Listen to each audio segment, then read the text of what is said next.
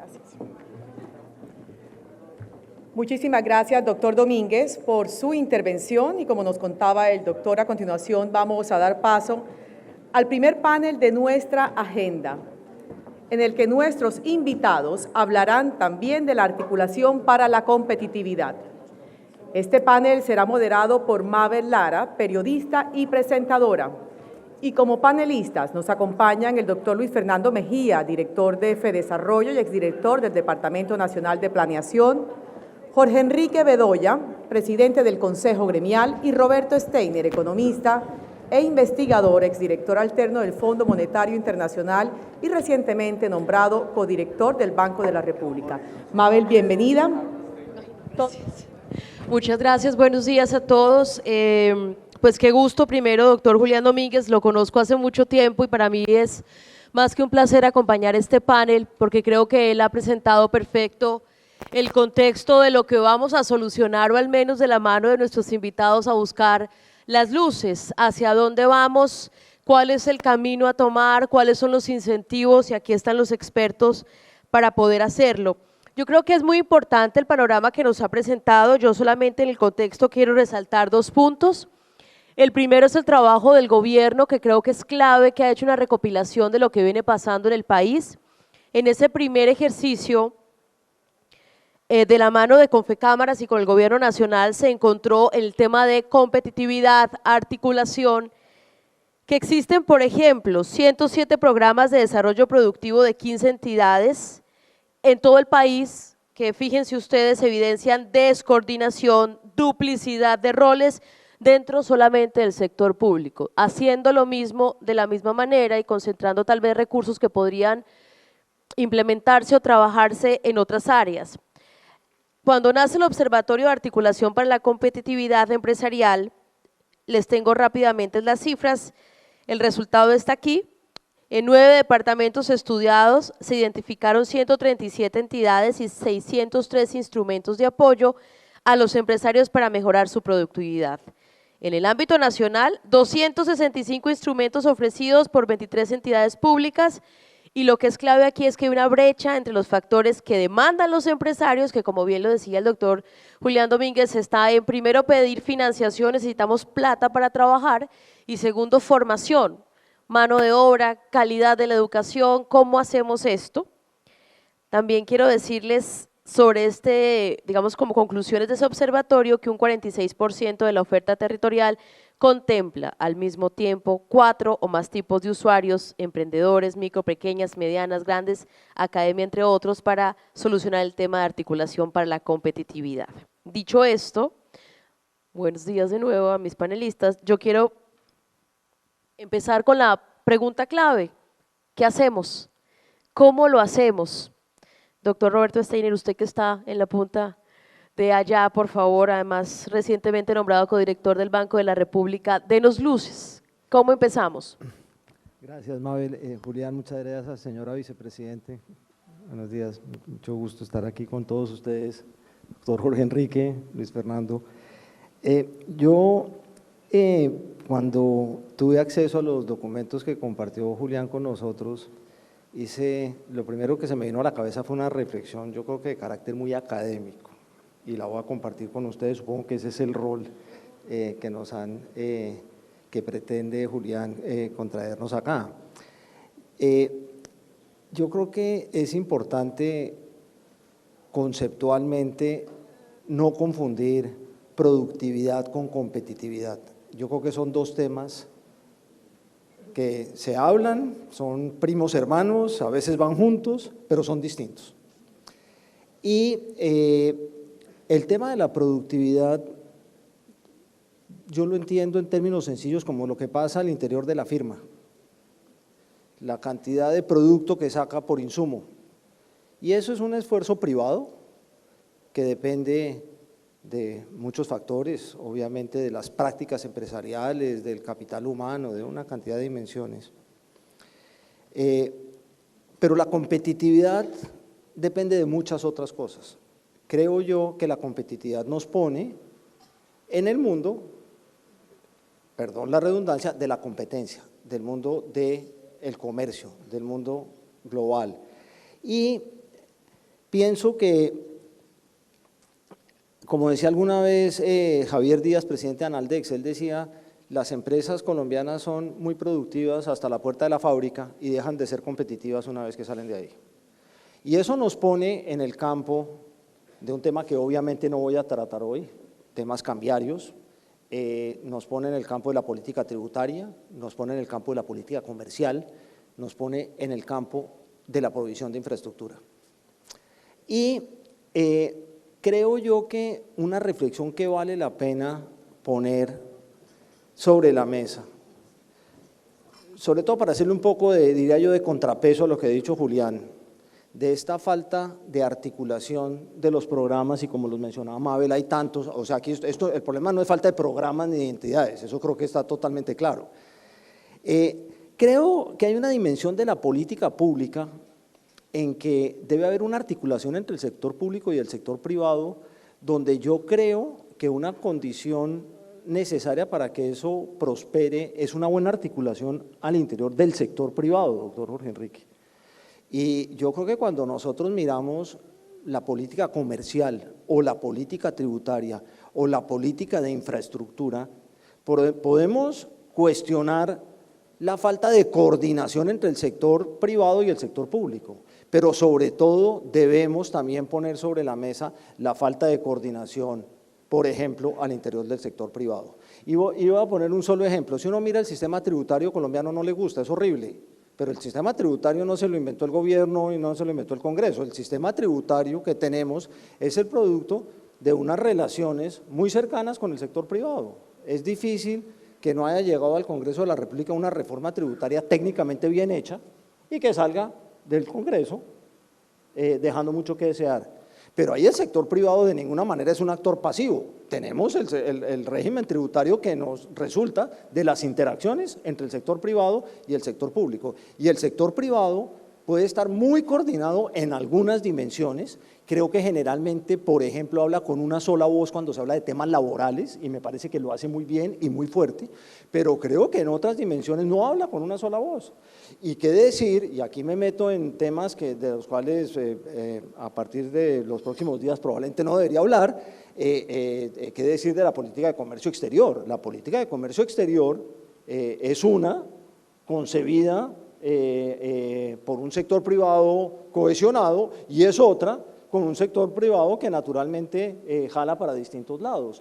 Entonces yo creo que debemos, repito y para terminar Mabel, esta primera intervención, uno, distinguir que hay una cuestión que es la productividad al interior de la empresa, otra que es la competitividad nos pone en la esfera de la política pública y la política pública deja mucho que desear en muchas dimensiones, en parte por la falta de articulación al interior del gobierno y de los distintos niveles de gobierno, pero también en muchas ocasiones por la escasa articulación al interior del sector privado y eso nos produce el tipo de políticas tributarias, de políticas comerciales que tenemos y que creo que ameritan una profunda revisión. Gracias. Doctor Bedoya, la pregunta está para usted directamente, entonces, ahí está. Muchas gracias, Mabel. Primero, permítame agradecerle a mi gran amigo Julián Domínguez por la invitación a este congreso. Saludar muy especialmente a todos los asistentes, por supuesto a la señora Vicepresidenta de la República, a los honorables miembros del Congreso de la República y a mis amigos y muy estimados copanelistas. Yo quisiera para esta primera pregunta hacer al menos 3 puntos. ¿Qué hacer? También se desprende de qué se ha hecho y qué se ha hecho bien, porque uno tiene que aprender del pasado. Nosotros en el Consejo Gremial Nacional, cosa que nunca antes se había visto, de cara a las elecciones presidenciales del año pasado, hicimos algo bueno, y es que tomamos partido con fundamento en un programa de gobierno que era cercano al empresariado, que prometía un diálogo permanente con los actores del sector privado, un poco a la referencia que hace el doctor Steiner de esas cercanías o esas relaciones que también las tenemos con el Honorable Congreso de la República, y por eso fue que tomamos partido por la dupla del presidente Duque y la vicepresidenta Marta Lucía Ramírez. Fruto de eso, ¿qué ocurrió? Y esto hay que decirlo de manera muy abierta en este auditorio. Yo llevo en esto desde que tenía pelo, imagínense hace cuántos años estoy en este negocio. Nunca antes había visto un gobierno ni tan pro business o tan cercano al sector privado, pero la cercanía no es solamente desde el punto de vista de las políticas, sino del diálogo con el sector privado. Y eso es muy importante. Y también lo digo con claridad porque fui viceministro de Defensa del gobierno anterior. Y eso ha rendido unos frutos que serán muy importantes en el que hemos hecho de cara al que vamos a hacer. La señora vicepresidenta ha liderado, y todos lo conocen muy bien, la firma de lo que se ha llamado los pactos por el crecimiento, la equidad y la generación de exportaciones, que es una buena práctica para evitar duplicidad de esfuerzos, porque hemos encontrado de manera conjunta cuellos de botella que se pueden llegar a resolver de la mano del Ejecutivo. Segundo, porque también se imprimen compromisos para el sector privado y no solamente para el sector público. Y tercero, que es fundamental, porque aquí hay que hacerle seguimiento detallado y permanente a esos compromisos.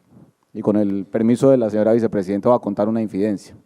Esta semana tuvimos la reunión del pacto de las frutas, ahora que hablaban del aguacate.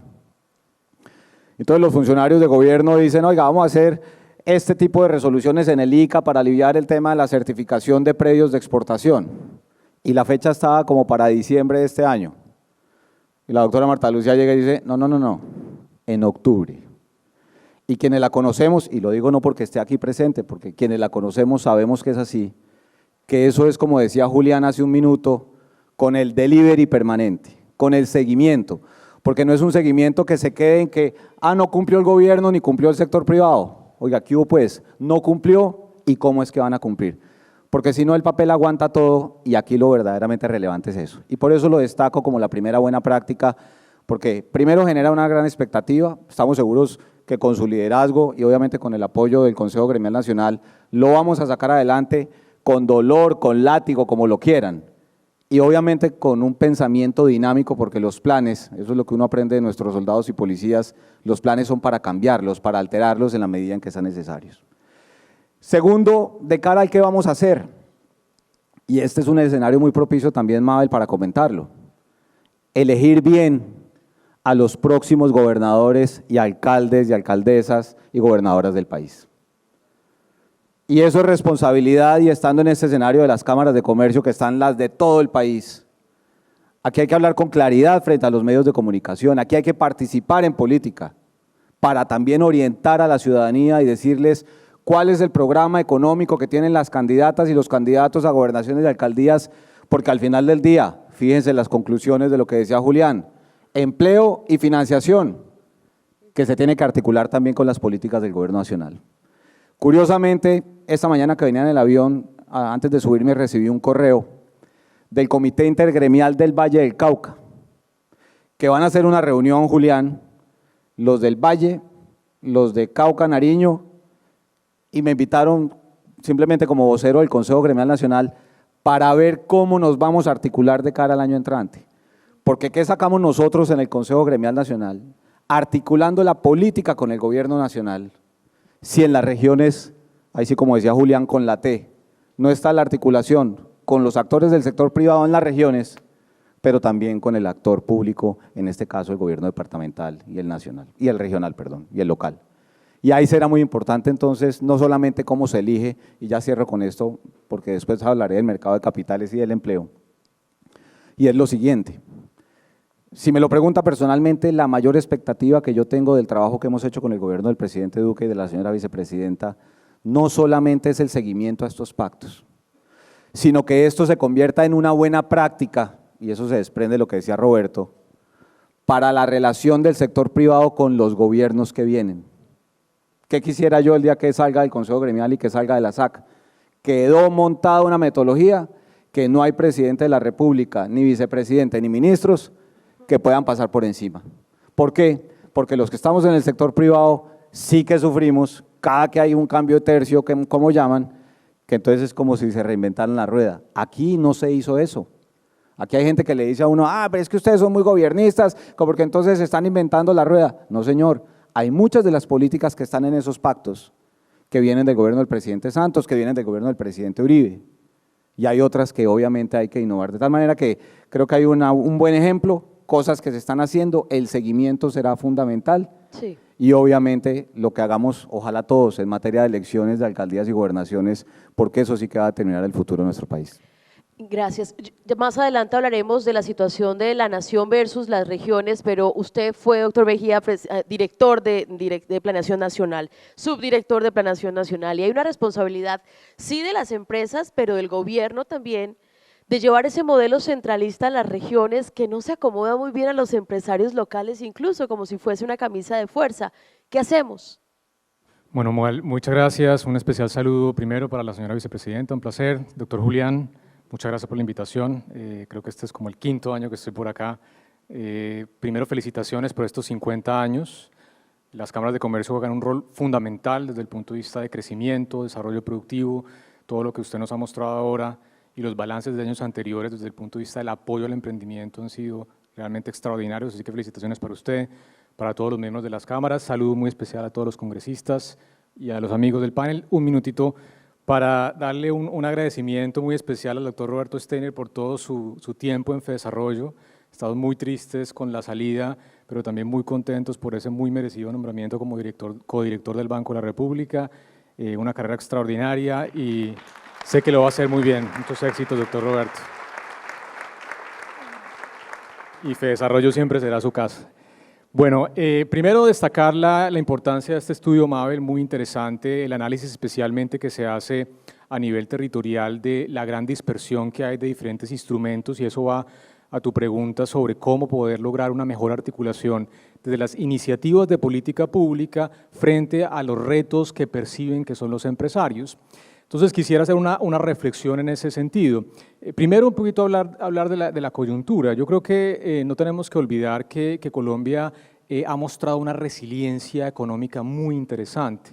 Si bien hay malas noticias no tan buenas, por ejemplo en términos del aumento en el desempleo, que ya está en promedio en 10.4% en lo corrido este año, Colombia en la primera mitad del año creció un 3%. Para poner esta cifra en contexto, América Latina, la región como un todo, se estima que va a crecer este año 0,6%.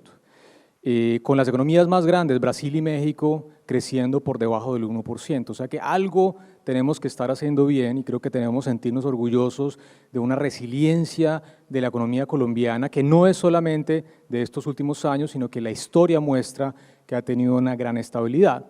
Sin embargo, eso no es para ser conformistas, porque una tasa de crecimiento del 3%, si bien es buena en el contexto regional y a nivel mundial, de todas maneras no es suficiente para reducir la tasa de desempleo, que ha venido aumentando como les comentaba, y también para continuar reduciendo la pobreza y la pobreza extrema, para dar ese salto de un país de ingreso medio alto a un país de ingreso alto, en donde Colombia tiene la capacidad para hacerlo.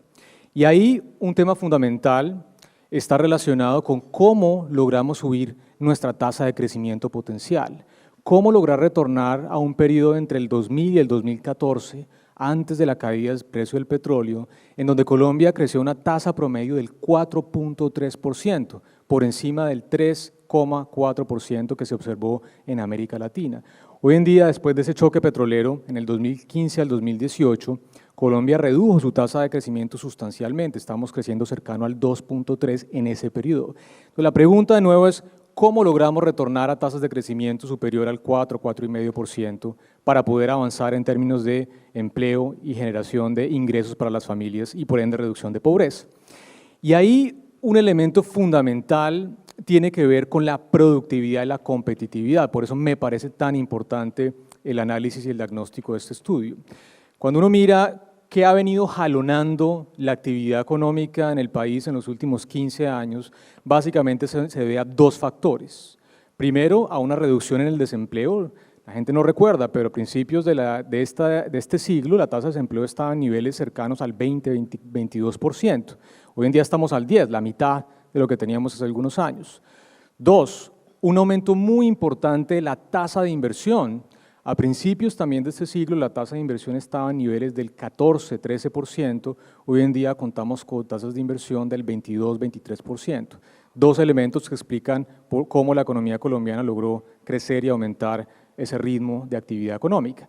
Pero la productividad no ha sido el factor jalonador de esa actividad económica, de hecho ha crecido prácticamente cero en los últimos 18 años. Entonces, este tipo de iniciativas que están precisamente focalizadas a analizar qué pasa dentro de la empresa, como lo decía Roberto, los temas más vinculados directamente con la productividad. ¿Qué pasa con los temas relacionados con los factores de producción? ¿Cómo está la formalidad de la tierra? ¿Cómo está el acceso al financiamiento de capital por parte de los empresarios? Y también cómo está el entorno tributario, en donde la ley de financiamiento del año pasado hizo algunas cosas interesantes, no solamente reduciendo la tarifa corporativa de renta, sino también introduciendo un sistema más simple para las empresas más pequeñas y medianas. ¿Qué pasa con los temas de comercio exterior? Colombia se abrió al comercio, pero por otro lado generó una serie de barreras y medidas no arancelarias en donde hoy en día Colombia sigue siendo la tercera economía menos abierta al comercio internacional de América Latina, solamente superadas por Brasil y Argentina. Hay mucho que avanzar en este sentido. Entonces, ese marco conceptual, el análisis que se viene haciendo por parte del gobierno, por parte de Confecámaras, requiere ahora sí aterrizarlo al territorio. Esto no puede ser una visión… ¿Cómo lo hacemos? Esto no puede ser una visión de planificación central y decirle a los territorios, usted tiene que hacer A o B para llegar al crecimiento. Lo que plantea la Política de Desarrollo Productivo Mabel, que se publicó en el 2016, el COMPES 3866, básicamente lo que hace es, primero, ir a los territorios a identificar apuestas productivas. ¿Qué piensan los empresarios a nivel departamental en dónde están esas oportunidades de crecimiento? Y una vez se identifican esas oportunidades de crecimiento, se hace un análisis de cuáles son las fallas de mercado, las fallas de gobierno o las fallas de articulación, como lo menciona este documento que ha presentado Julián, que no están permitiendo que ese tipo de oportunidades se materialicen. Y ese trabajo se hizo, se arrancó en el gobierno anterior. El Ministerio de Comercio en este gobierno ha hecho una cosa muy interesante, que son las fábricas de productividad, que están enfocadas en esto, precisamente en ese diálogo de doble vía entre el territorio y el gobierno nacional, porque esto no se puede hacer de manera centralizada. Sí. Esto requiere conocer el territorio, conocer cuáles son las oportunidades y desde el punto de vista de los empresarios, cuáles son esos elementos que hay que corregir para poder materializar ese tipo de crecimiento. Pero venga, doctor Mejía, y hay que reconocer aquí algo que me dicen de la vicepresidencia, que ha estado, digamos, desde lo nacional trabajando todo el tema de competitividad. En las regiones existen las comisiones regionales de competitividad e innovación, pero no hay planes. Es decir, todos están como trabajando para cada línea, para cada lado, y lo que más sorprende es, además de esto, que desde lo nacional a veces, digamos, hay una propuesta muy ambiciosa de que seamos más competitivos y que podamos hacer una mejor articulación, pero en lo local no se entiende ese discurso o tienen otros intereses. Usted está en FEDesarrollo, denos luces, ¿por dónde cogemos? Bueno, yo creo que esto toma tiempo. Yo soy un poquito más optimista que varios y que incluso que Julián, que lo vi algo todavía pesimista. Miren, esto requiere tiempo, esto requiere, la articulación es de las cosas que son fáciles de decir, pero difíciles de llevar a la práctica. La articulación requiere no solamente un trabajo de coordinación al interior del gobierno nacional, sino también entre autoridades nacionales y autoridades territoriales e incluso dentro del sector privado, como lo mencionaba ahora Roberto Steiner. Entonces es un trabajo que toma tiempo. Este programa de fábricas de productividad que lanzó el Ministerio de Comercio realmente está tomando elementos que se habían planteado en el COMPES de Desarrollo Productivo del 2016. Eso es muy interesante porque eso muestra que hay una visión de continuidad, de que los temas de competitividad y productividad no se pueden resolver en ni siquiera un periodo de gobierno. Eso requiere un trabajo muy articulado entre todos los niveles de gobierno, entre el sector público y el sector privado, y eso va a tomar tiempo. Entonces yo diría, se está haciendo la tarea, seguramente que se puede hacer mejor, indudablemente todo es susceptible de mejora, pero tenemos que tener paciencia porque estos elementos toman mucho tiempo en rendir frutos desde el punto de vista de diversificación, de competitividad y productividad.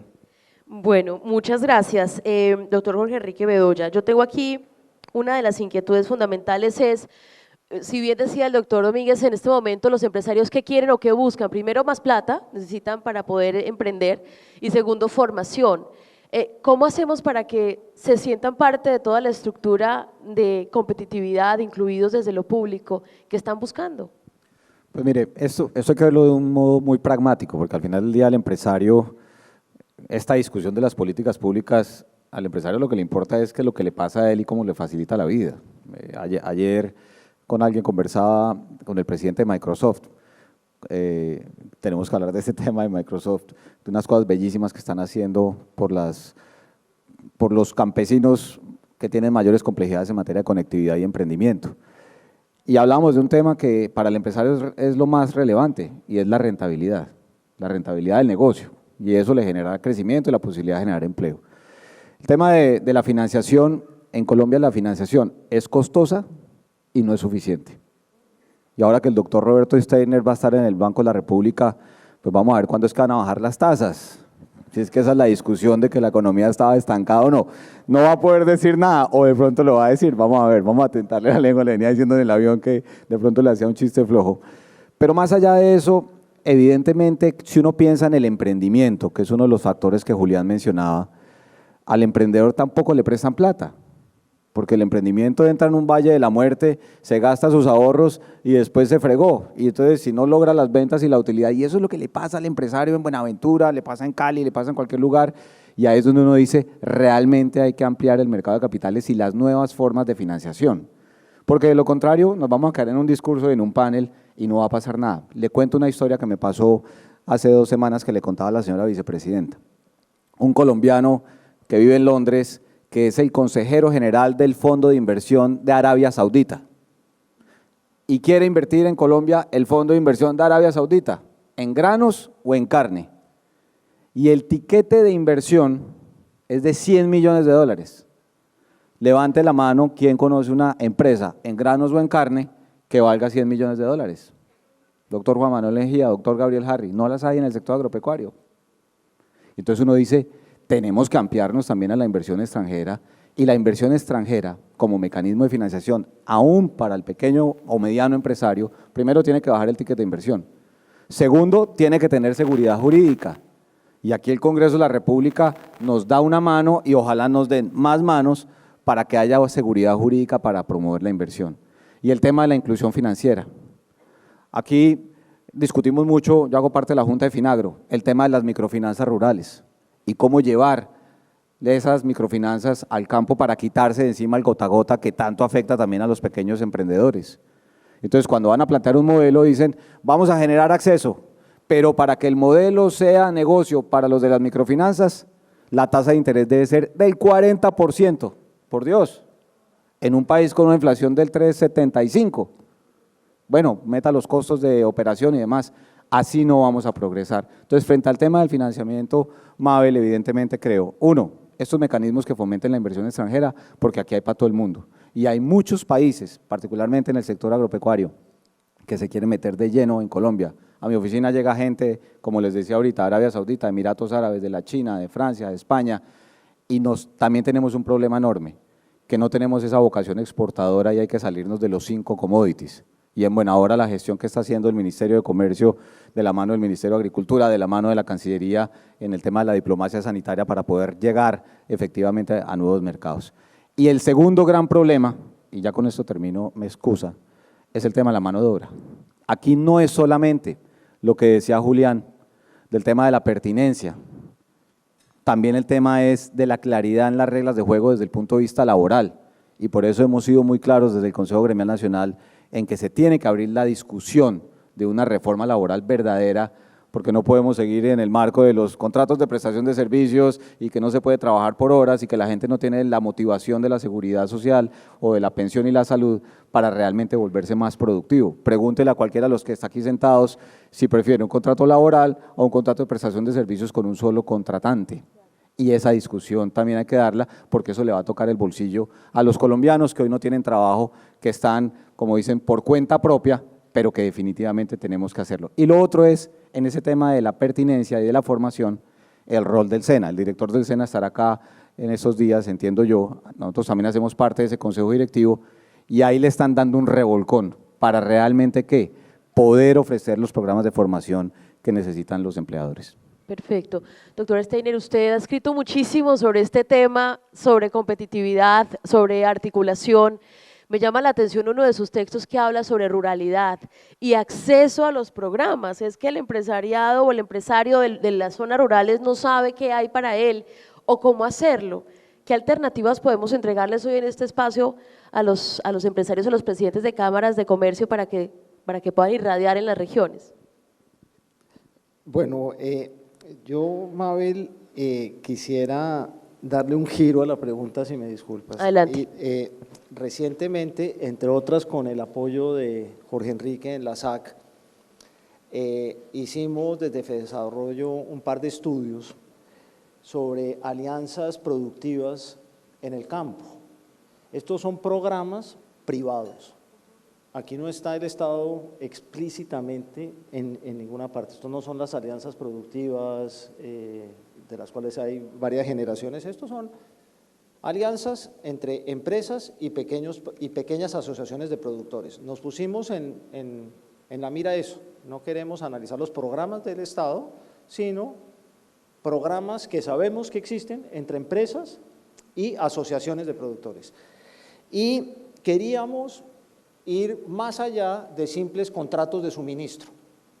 Y empezamos a mirar la cantidad de fascinantes experiencias que hay en palma, en cacao, en panela. Yo me recorrí todo este país y le agradezco mucho a Jorge Enrique y a toda la labor que nos prestaron para ir a sitios a los cuales yo como macroeconomista jamás habría llegado, en zonas, algunas de ellas bastante calientes, por cierto, y me llevé una cantidad de lecciones que yo creo que vale la pena compartir con ustedes, muy interesantes. Una, por ejemplo, aquí tomando nota de lo que decían ahora mis compañeros de panel, el rol del SENA ha sido muy criticado. De hecho, creo que FEDESarrollo históricamente ha hecho más de una evaluación no necesariamente muy favorable del SENA. Bueno, gran sorpresa me llevo yo de ir a las regiones apartadas de este país a oír la opinión de los campesinos tan favorable sobre la labor del SENA en muchas regiones de este país. Yo creo que siempre, como dicen por ahí, siempre es bueno salir de Bogotá a dar la vuelta, y yo me llevé una imagen sorprendente en general, no es unánime el criterio de la labor que cumple el SENA en distintas regiones de este país. Una cuestión que es verdaderamente fascinante de mirar todas estas experiencias donde se juntan empresas gigantescas que exportan con pequeños productores, otras empresas que venden para el mercado local, unas experiencias mucho más exitosas que otras. No hay una sola experiencia, por más exitosa que sea, donde haya habido un ápice de formalización laboral. No hay una sola. Eso es un desastre.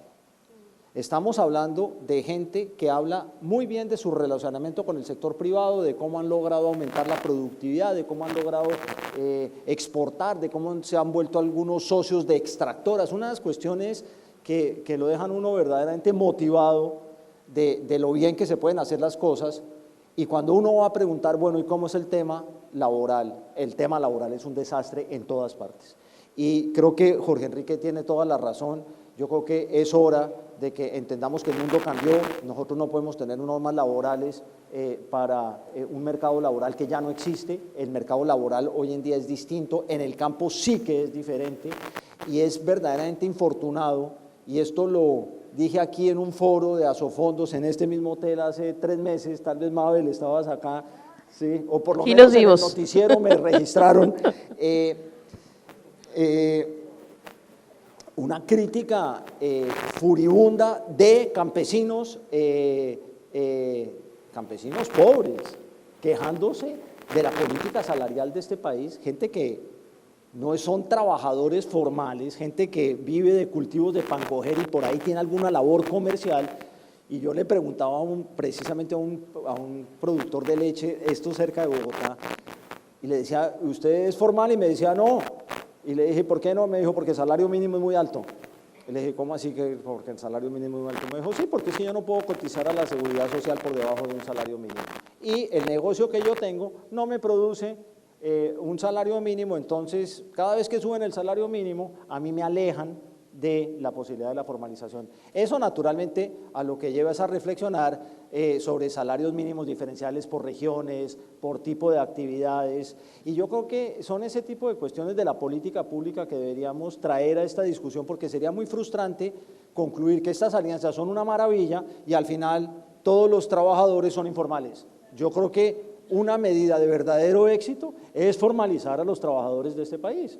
Y la formalización requiere de enmiendas a nuestras normas laborales, que son en gran parte las causantes de uno de los principales flagelos que tiene Colombia, y en esto, infortunadamente, en buena compañía de muchos países de la región, y es el enorme grado de informalidad laboral. Fíjese que ya vamos encontrando, si se vale el aplauso, que creo que por ahí estaban queriendo aplaudir al doctor Steiner. No, que se vale que ya vamos encontrando soluciones, y eso, vicepresidenta de salario mínimo diferencial, le suena a uno rarísimo, y que está, pero es muy interesante porque puede solucionarle también el tema de la ruralidad a los empresarios que están allí. A mí me han insistido desde Confecámaras en incentivos, que ustedes nos tienen que ayudar a establecer aquí incentivos y dejar como las líneas de acción. Doctor Mejía, empiece usted. Pregunta importante. Todo dentro del marco de un análisis que vuelvo a ratificar tiene que ver con qué está pasando desde el punto de vista de fallas de mercado a nivel de la empresa, a nivel de la producción y a nivel del entorno, con un marco ordenado, porque no podemos volver la política de desarrollo productivo simplemente una política de entrega de subsidios o de entrega de incentivos de manera desordenada. Ahí tiene que haber un marco lógico que permita entender cuáles son esas fallas de mercado o esas fallas de articulación que no están permitiendo que se desarrollen las capacidades productivas.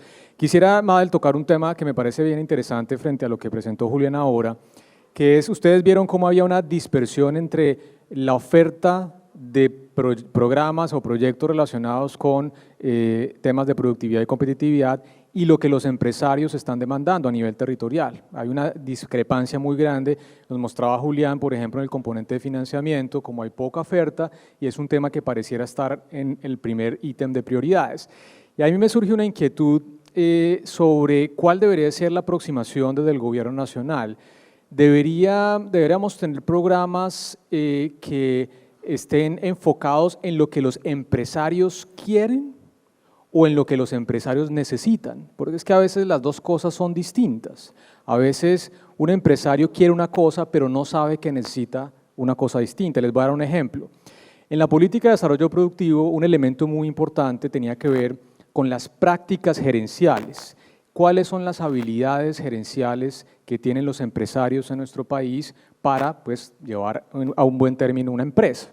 Y eso se hace con una metodología estándar a nivel internacional que permite comparar las habilidades empresariales de nuestros empresarios en el país frente a todos los países en el mundo. Y les voy a dar, digamos, 3 ejemplos de países puntuales.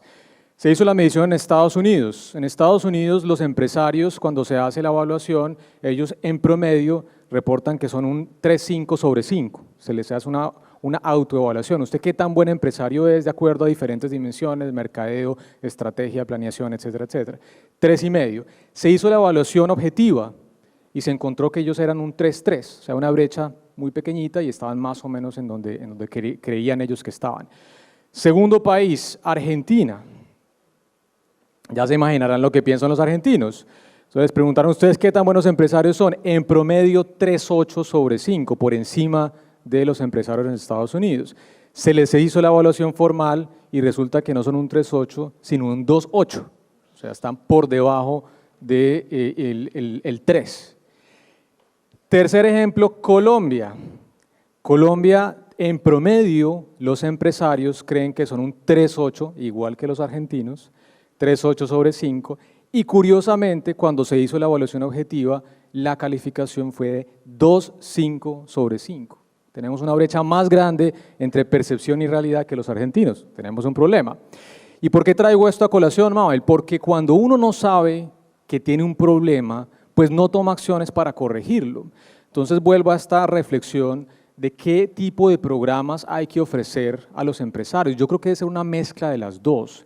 Tanto cosas que estén pidiendo como financiamiento, y en eso yo creo que va a jugar un rol muy importante la misión de mercado de capitales, cómo lograr generar instrumentos de financiamiento para etapas tempranas de los negocios, porque es que el lío que tenemos es que el sector financiero le presta ya a empresas consolidadas, que no tienen tantas necesidades de financiamiento. Cuando están arrancando es muy difícil acceder al sector financiero formal.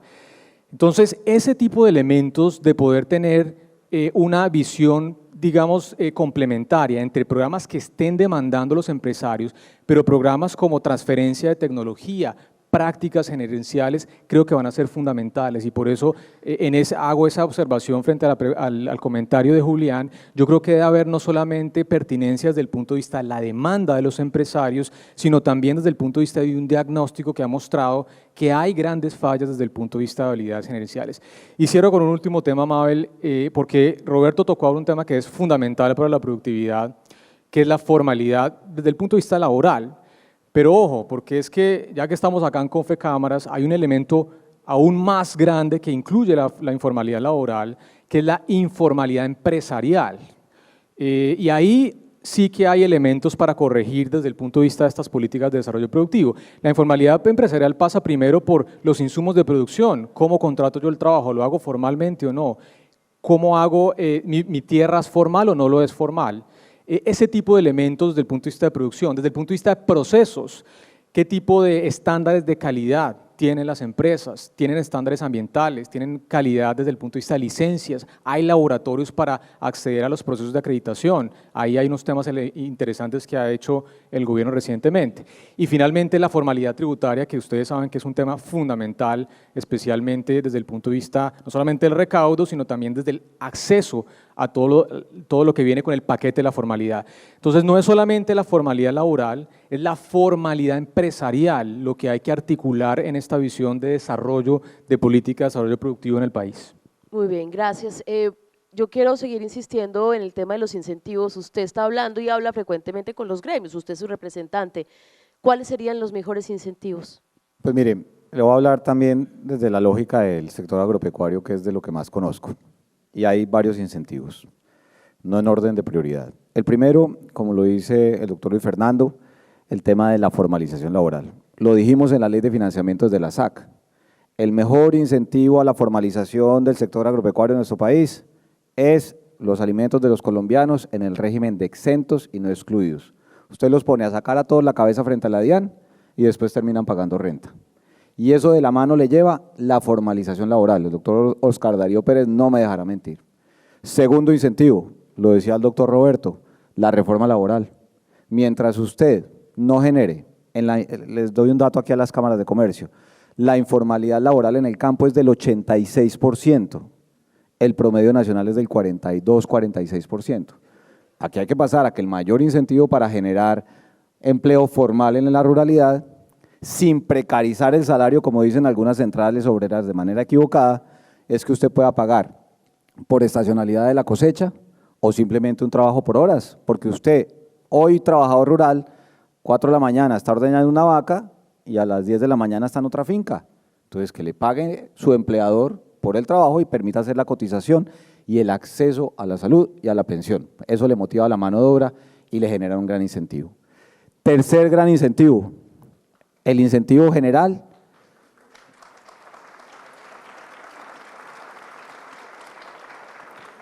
Tercer gran incentivo, el incentivo para la mujer emprendedora.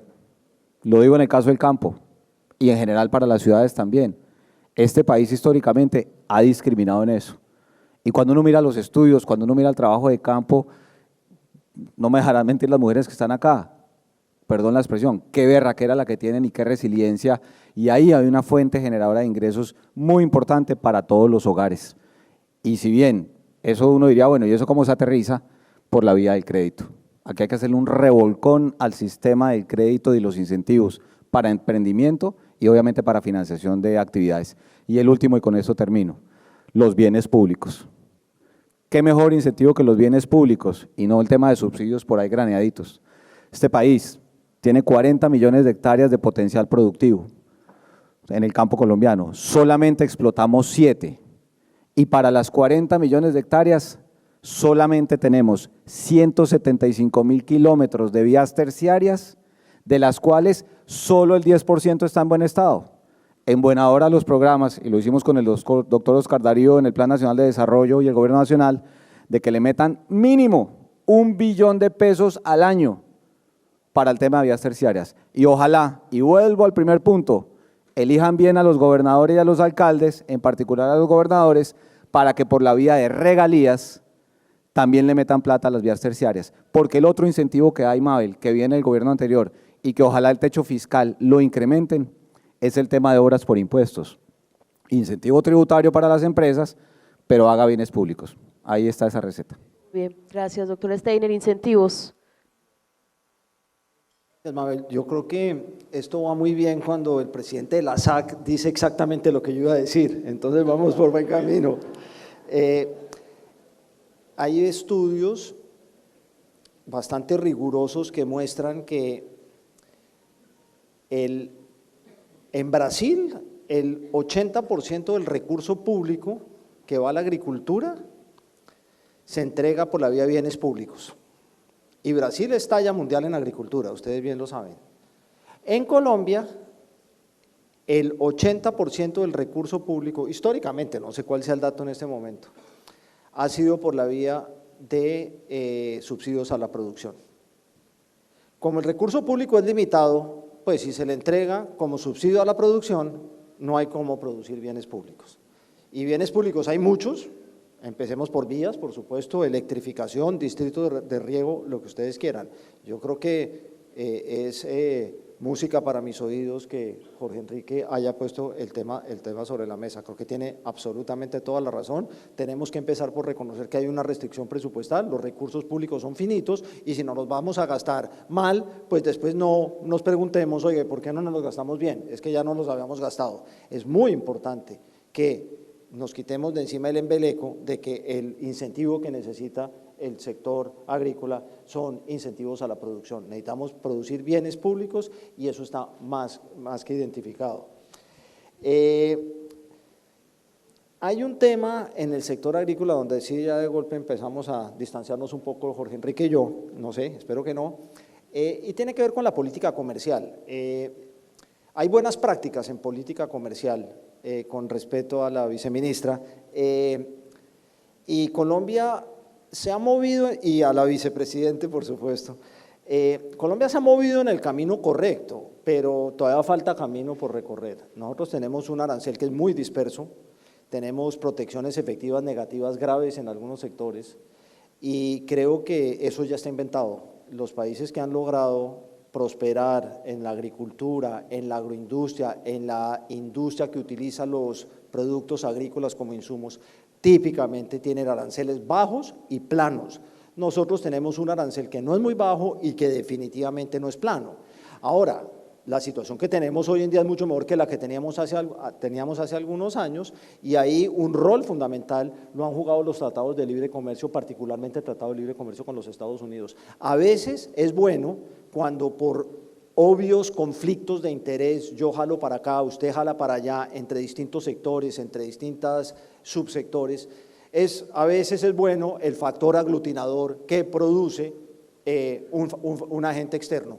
Y en el caso de la política comercial y sobre todo de la política comercial referente al campo, el rol del Tratado de Libre Comercio con los Estados Unidos fue crítico, pero todavía hay mucho por hacer. Nosotros todavía tenemos un arancel que es relativamente alto y sobre todo es muy disperso.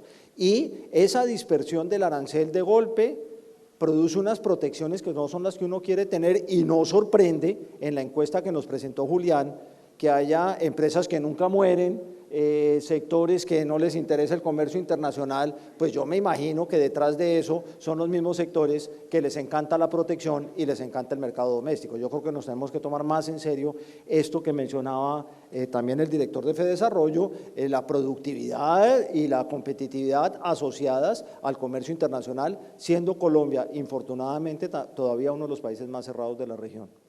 Bueno, nos quedan ya solo 10 minuticos para cerrar. Yo quiero hacer una pregunta puntual y luego como escucharlos en las consideraciones generales para cerrar este panel. Se quejan un poco en el país y digamos las circunstancias están dadas, tenemos unos muy buenos observatorios o un observatorio que se ha creado de la mano de Confecámaras de la situación, se ha venido avanzando, está el interés nacional, pero no hay seguimiento. No se le está haciendo seguimiento a estas políticas de competitividad, de conversación nacional. Puntualmente antes del cierre, doctor Mejía. Yo difiero de eso, Mabel. Yo sí creo que hay una estrategia de seguimiento, no solamente desde el punto de vista de la política de desarrollo productivo. Si ustedes miran ese COMPES, que los invito a que lo lean, es un COMPES bastante extenso, pero con unos elementos muy puntuales. Los COMPES había una cosa como de fake news en su momento que decían que un COMPES no se le negaba a nadie, ¿no? Entonces, así entré yo a mi cargo como director de planeación. Usted vaya, un COMPES no se le niega a nadie. Vimos que los COMPES realmente han caído en el tiempo el número de COMPES, así que es fake news total, pero lo que sí faltaba era, como tú lo mencionas, Mabel, un mecanismo de seguimiento, porque una cosa muy importante que hacen los COMPES es poner a hablar a la gente, llegar a consensos, no solamente al interior del gobierno, sino entre el gobierno y el sector privado, y eso es fundamental, sentarse a hablar, a discutir, a tener una visión compartida de cómo resolver un problema, me parece que es un ejercicio realmente muy interesante. Lo que faltaba siempre era, bueno, ¿y eso en qué queda? ¿Cómo se le permite hacerle un seguimiento a esas acciones concretas? ¿Quiénes son los responsables? ¿Cuáles son los tiempos? Y en su momento, entonces, creamos lo que se llamaba el Plan de Acción y Seguimiento. Si ustedes ven ese COMPES y lo buscan en cualquier buscador en Google, COMPES 3866, ustedes van a poder ver una cosa que se llama el Plan de Acción y Seguimiento, que es precisamente eso, un listado de todas las acciones de política pública, quiénes son los responsables y si se están cumpliendo o no. Y creamos un semáforo que en su momento llevábamos al Consejo de Ministros para ver cómo estaba el cumplimiento de sus COMPES, porque esto no se puede volver simplemente en buenas intenciones. Eso lo tenemos clarísimo, el diagnóstico está claro, están claros los lineamientos de política, pero es fundamental que haya ese seguimiento y ahí el rol del sector privado es absolutamente esencial, por eso la importancia de, por ejemplo, la presencia de Confecámaras en el contexto del Comité Ejecutivo de Competitividad. Ahí en esa relación entre gobierno y sector privado, de alguna manera se puede hacer una rendición de cuentas y eso es absolutamente fundamental desde el punto de vista de ese seguimiento. Sigamos entonces seguimiento y vamos a cerrar en unos minutos. Sí, señora. En cuanto a seguimiento, le diría 4 cosas. Lo primero, como lo dice Luis Fernando, el rol del sector privado en esto es fundamental. Nosotros tenemos una bitácora de seguimiento en el Consejo Gremial Nacional de los temas transversales que le hacemos seguimiento con el presidente de la República cada 3 meses. Yo eso nunca lo había visto. Pero el seguimiento tiene una consecuencia y es, si no cumple el ministro del ramo o si no cumple el gremio respectivo, pues obviamente digamos que ahí hay sangre y ese es el seguimiento que hay que hacer. Lo segundo, los debates de control político en el Congreso de la República. Aquí hay congresistas que los hacen muy juiciosamente. Esta semana estaba en la Comisión Quinta del Senado con el doctor Corrales, también está el doctor Vallejo, grandes amigos del sector agropecuario, y esos debates de control político donde invitan no solamente al gobierno sino al sector privado son muy importantes. ¿Por qué? Porque si no es el ministro defendiéndose, y eso es entendible, pero es bueno meterle la cuña de sus stakeholders naturales que son el sector privado, qué opinan de la gestión de la política pública. Y lo tercero, la gestión también de control y de seguimiento al interior del sector privado. ¿Por qué? Porque si uno hace unos pactos con el gobierno, donde hay unos compromisos que se van cumpliendo, pues no puede ser de un solo lado. Y en ese sentido, hay cosas que se vienen haciendo, yo coincido en eso con Luis Fernando, pero definitivamente sí hay esas oportunidades de mejora, porque los tiempos de los gobiernos son muy cortos ya, y ahí es donde tenemos esa responsabilidad mutua. Nos queda muy poquito tiempo y antes de que se sigan saliendo los del auditorio que creo que están un poco cansados, los invitamos a que se queden para que podamos cerrar el panel. Usted mismo, ¿cuál es la estrategia general? ¿Cuál es la conclusión o la ruta a seguir en medio de la articulación en vías de competitividad? Va a sonar como una habilidad blanda, pero es muy real, Mabel. La confianza de la palabra, porque aquí no nos estamos echando cuentos ni con el gobierno ni con el Congreso. Y lo segundo, que por lo menos quienes estamos en la responsabilidad de liderar los gremios, es ese respaldo de quienes representamos y la seriedad con la que se asumen los compromisos. Porque si no es como la teoría del sándwich, terminamos siendo el jamón y el queso los presidentes de los gremios, porque esto es de delivery. Entonces, para mí la confianza es un aspecto fundamental, porque la relación entre lo público y lo privado es una relación que tiene unas líneas muy delgaditas y como todo en la vida, la credibilidad se construye con mucho tiempo, pero también se cae en un segundo. Las 2 preguntas, seguimiento y visiones generales. No tengo, Mabel, gracias, no tengo nada que agregar a lo que han dicho Luis Fernando y Jorge Enrique. Creo que pues es obvio que los gobiernos nacionales y subnacionales cambian cada 4 años, el sector privado tiene mucho más estabilidad, mucho más permanencia y lo que hoy nos congrega es el sector privado, y el sector privado tiene que jugar un rol fundamental en el seguimiento a todas estas estrategias. El sector privado es actor central de esto, es doliente de esto, pero sobre todo tiene la perdurabilidad en el tiempo, que por razones obvias es mayor que la que tiene el gobierno. Pero obviamente la labor de seguimiento que hace el sector privado a la política pública va a ser mucho más efectiva, va a ser mucho más fácil de hacer si el sector privado en general puede hablar a una sola voz. Y entonces termino por donde empecé. En algunos temas de política pública creo que el sector privado habla con una sola voz y es muy poderosa esa voz.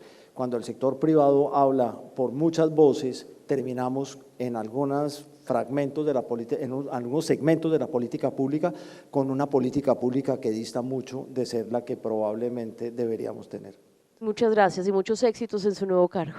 Muchas gracias. Doctor Mejía, finalmente. Bueno, ¿qué se necesita? Yo diría que hay dos elementos grandes. Uno es voluntad política. Indudablemente, sin voluntad política, todas estas intenciones, diagnósticos y demás no se van a llevar a la práctica. Y no solamente voluntad política desde el punto de vista del gobierno nacional, también voluntad política desde el punto de vista de ese diálogo articulado entre el sector privado y el gobierno, creo que es absolutamente esencial. Dos, una visión de largo plazo. Ya lo mencioné antes. Los temas de competitividad y productividad no tienen réditos de corto plazo y es fundamental, esto sí en cabeza del gobierno nacional, que haya una visión de que lo que se está haciendo ahora seguramente va a rendir frutos a la vuelta de próximos gobiernos, pero que se le debe dar continuidad a estas políticas de emprendimiento y competitividad. Y eso creo que es lo que va a ser la clave del éxito. Aprovecho para hacerles una cuña, ya que estuvo esta mañana Brian Winters, el director de America's Quarterly. Ayer publiqué una columna en ese medio precisamente sobre eso, destacando cómo Colombia en los últimos 100 años es un ejemplo de estabilidad macroeconómica, pero con el reto de subir ese crecimiento potencial, si hay voluntad política y una tecnocracia que apunta hacia donde necesitamos, pues seguramente estos retos se van a resolver. Muchas gracias. Solamente para cerrar, una frase de Julián Domínguez que me llamó mucho la atención, esto de la inteligencia colectiva. Como que todo está dado para que podamos trabajar desde lo público y lo privado, pero hay que empezar a hacerlo y hacer el chequeo también de lo que se viene realizando. Muchas gracias a los panelistas.